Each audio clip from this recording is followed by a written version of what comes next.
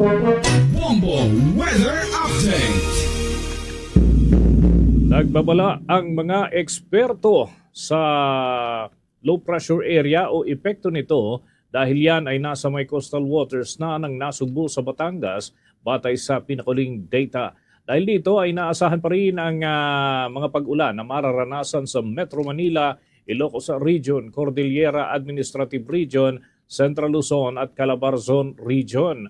Bukod dyan, patuloy naman na nakakaapekto ang easterlies sa Northern Luzon na nagdadala ng mainit na panahon, ngunit may mga biglaang pag-ulan at yan ay posibleng maitala bandang hapon at gabi. Samantala, isa pang low pressure area ang namataan sa layong 1,615 kilometro sa silangan ng Eastern Visayas. Ayon naman sa mga eksperto, maliit pa ang tsansa ng naturang namumong sama ng panahon upang maging ganap na bagyo sa loob ng 24 na oras. Pinapayuhan ng publiko na maging handa pa rin sa posibleng pagbaha at pagguho ng lupa at lalo na doon sa mga lugar na madalas tamaan ng malalakas na mga pag-ulan.